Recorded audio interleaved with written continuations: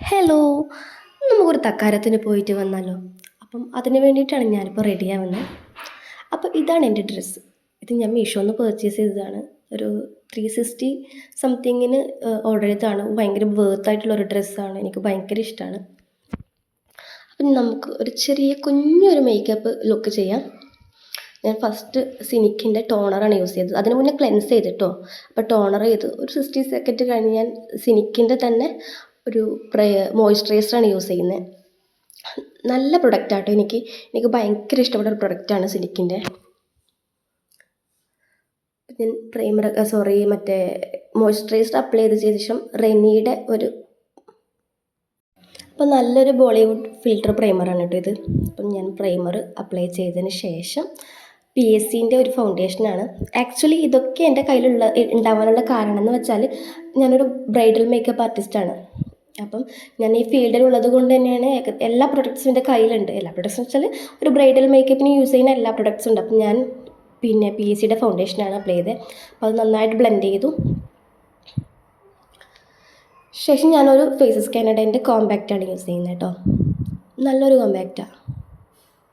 കാരണം ഇത് യൂസ് ചെയ്താൽ നമ്മുടെ ഫേസ് ഒരു മേക്കപ്പ് ഓവറായിട്ട് ചെയ്തതിൻ്റെ ഒരു എഫക്റ്റ് ഉണ്ടാവില്ല. ശേഷം ഞാൻ ഐബ്രോ ഫില്ല് ചെയ്യുകയാണ്. എനിക്ക് ഭയങ്കര ഇഷ്ടമായിട്ട് ഐബ്രോ ഫില്ല് ചെയ്യാൻ വേണ്ടിയിട്ട്, അത് ഷേപ്പ് ചെയ്യാൻ വേണ്ടിയിട്ട്. പക്ഷേ എനിക്ക് നല്ലൊരു ഐബ്രോ ഇല്ല, അതാണ് മെയിൻ പ്രശ്നം. ഞാൻ റോൺസിൽസിൻ്റെ ഐബ്രോ പാലറ്റാണ്. അതിന് ശേഷം ലിപ്സ്റ്റിക്ക് ഇടുവാണ്. ഡാസ്ലറിൻ്റെ ലിപ്സ്റ്റിക്കാണ് യൂസ് ചെയ്യുന്നത്. ഇപ്പോൾ കുറേ നാളായിട്ട് ഞാൻ പേഴ്സണലി യൂസ് ചെയ്യുന്ന ലിപ്സ്റ്റിക്കിൽ ഒരു ഐറ്റമാണ് ഡാസ്ലർ കേട്ടോ. ഇപ്പം NYBയുടെ വയലറ്റ് കുറേ ഷെയ്ഡ്സൊക്കെ ഇറങ്ങിയിട്ടുണ്ടല്ലോ. അപ്പം അതും യൂസ് ചെയ്യാറുണ്ട്. മെയിൻലി ഡാസ്ലറാണ് യൂസ് ചെയ്യുന്നത് പുറത്തൊക്കെ പോകുമ്പോൾ. ശേഷം ഞാനൊരു പൊട്ട് വെച്ചു, ഒരു കമ്മലിട്ടു, അതിൻ്റെ തന്നെ ഒരു മാലയും കൂടി ഇടുന്നുണ്ട്. അപ്പോൾ ഇതാണ് എൻ്റെ ലുക്ക്. അപ്പം ഞാനും ശ്രീനാഥും മിലൂട്ടനും കൂടിയാണ് ഓട്ടോയിൽ പോകുന്നത്. ശ്രീനാഥ് എന്ന് വെച്ചാൽ എൻ്റെ അമ്മയുടെ അനിയത്തിയുടെ മോനാണ്. അവർ 2 ദിവസം ഇവിടെ ഉണ്ടായിരുന്നു കേട്ടോ, വീട്ടിൽ, എൻ്റെ ഹസ്ബൻഡിൻ്റെ വീട്ടിൽ. അപ്പം ഏട്ടൻ ബൈക്കിൽ വരുന്നുണ്ട്. ഞാനും മിലൂട്ടനും ശ്രീനാഥും കൂടി ഓട്ടോയിൽ പോകും. കാരണം ശ്രീനാഥിനെ വീട്ടിലാക്കണമല്ലോ. അപ്പം മിലൂട്ടൻ ഉറങ്ങിയിട്ട് നല്ല ഉറക്കമുണ്ട് അവൻ എപ്പോഴും ട്രാവൽ ചെയ്യുമ്പോൾ ഒരു 5 മിനിറ്റ് കഴിഞ്ഞാൽ നോർമലി ഉറങ്ങുന്നതാണ്. പൊക്കോണ്ടിരിക്കുകയാണ് ഓട്ടോയിൽ. അപ്പോൾ ഈ കാണുന്ന പ്ലേസാണ് കേട്ടോ എടയിലക്കാട് എന്ന് പറയുന്നത്. നല്ല ബ്യൂട്ടിഫുൾ ആയിട്ടുള്ളൊരു പ്ലേസാണ് എടയിലക്കാട്. 2 ഭാഗത്തും അപ്പുറത്തിപ്പുറത്തും കായലാണ്. നടുക്കൊരു ചെറിയ ബണ്ട് പോലത്തെ റോഡുണ്ട്. നല്ല വ്യൂ ആട്ടോ ഇവിടെ. ഞാൻ തിരിച്ച് ബൈക്കിൽ വരുമ്പോൾ ഇതിൻ്റെ ഓപ്പോസിറ്റ് ഒരു വ്യൂ ഉണ്ട്, അത് കാണിച്ചു തരാം കേട്ടോ. അപ്പോൾ ഓട്ടോയിലുള്ളതുകൊണ്ട് എനിക്ക് ആ ബാക്കിൽ വ്യൂ എടുക്കാൻ പറ്റില്ല.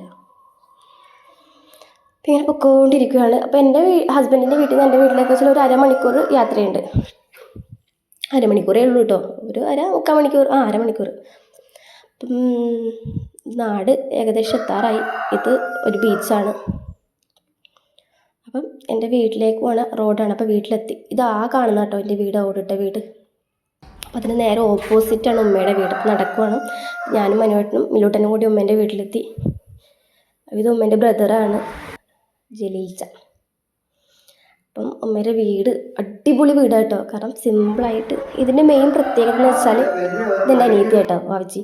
അപ്പം ഇതിൻ്റെ മെയിൻ പ്രത്യേകത എന്ന് വെച്ചാൽ ഉമ്മയും ഉമ്മയുടെ മക്കളും ഇവരെല്ലാവരും കൂടി, പിന്നെ മോളെ ഹസ്ബൻഡൊക്കെ കൂടി അവർ തന്നെ എടുത്ത വീടാണ്. അപ്പോൾ ഇതിൽ ഏകദേശ പണികൾ അവർ തന്നെയാണ് എടുത്തത്. അവർ തന്നെ ഇപ്പോൾ ഫർണിച്ചർ ആയാലും ലൈറ്റ്സ് ആയാലും പിന്നെ വയറിങ് ആയാലും പെയിൻറ്റിങ് ആയാലും ഏകദേശം ഒരു 3/4 ഭാഗം വർക്കും അവർ തന്നെ ചെയ്ത വീടാണ്. അപ്പം നമുക്ക് വന്നിട്ടൊരു ജ്യൂസ് തന്നു. പിന്നെ ഹനാമോളും മിലൂട്ടനും കൂടി കളിക്കുക കേട്ടോ.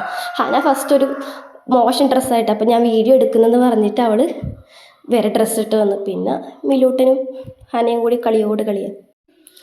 അപ്പം മിലൂട്ടന് ഭയങ്കര സന്തോഷമായിട്ടാണ് കളിക്കാൻ. അതിന് ശേഷം കാത്തു കൂടി വന്നു കേട്ടോ. കാത്തു എൻ്റെ അമ്മയുടെ അനിയത്തിയുടെ മോളാണ്. അപ്പം കാത്തു ഹനാന്നും ബെസ്റ്റ് ഫ്രണ്ട്സാട്ടോ അവർ. അപ്പം ഞങ്ങൾ കുറേ ഗോഷ്ഠികളൊക്കെ കാണിച്ചുകൊണ്ടിരിക്കുക. അപ്പോൾ ഉമ്മ അപ്പുറത്തുനിന്ന് അവരോടൊക്കെ സംസാരിക്കുന്നുണ്ട് കേട്ടോ. പിന്നെ മിലൂട്ടന് ജ്യൂസ് കുടിച്ചിട്ട് മതിയാവുന്നില്ല. അപ്പം അവനോട്ടം പിന്നെയും ജ്യൂസ് കൊടുത്തുകൊണ്ട് നിൽക്കുക.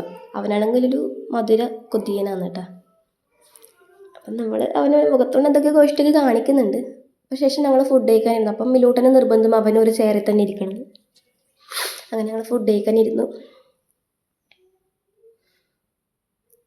അപ്പം ബീഫ് ഉണ്ടായിരുന്നു. ബീഫ്, പിന്നെ ചിക്കൻ ബിരിയാണി, പിന്നെ സാലഡ്, അച്ചാർ, ജ്യൂസ് അങ്ങനെയൊക്കെ ആയിരുന്നു കേട്ടോ ഫുഡ് ഉണ്ടായത്.